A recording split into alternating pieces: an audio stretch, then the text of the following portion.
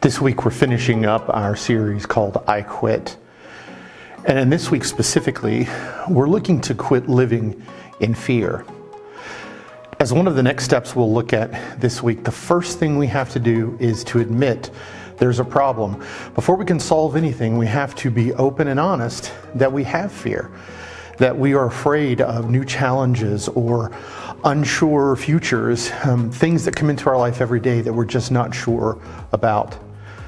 And it's not just us that lived in fear. Paul, the great champion of the church, the man who has so much influence over the New Testament church and how it grew and spread after Jesus' death and then resurrection.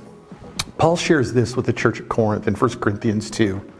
He says, "And I, when I came to you, brothers, did not come proclaiming to you the testimony of God with lofty speech or wisdom.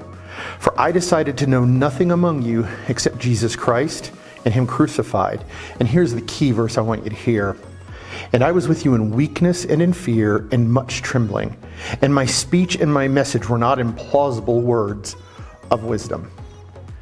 So Paul, this classically trained Pharisee who could read Hebrew and Aramaic and Greek, who had a wonderful upbringing, who loved God and loved his church, admits that he himself didn't have it all together.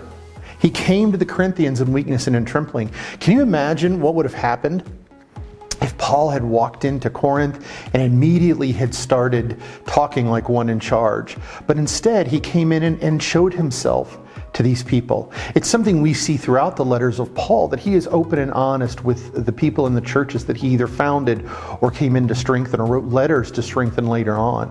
Paul is a man who was aware of his shortcomings and was not afraid to be vulnerable to the people that he loved.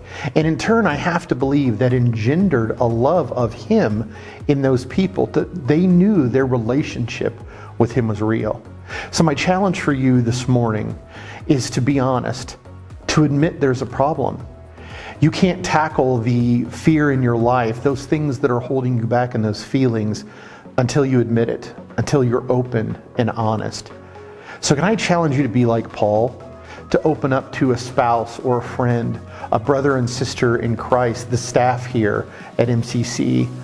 Just share with them what your fears are, because that's the first step, to admit that there is something that is holding you back. Tomorrow we're going to talk about another consequence of living in fear and what that can look like. I'll see you tomorrow.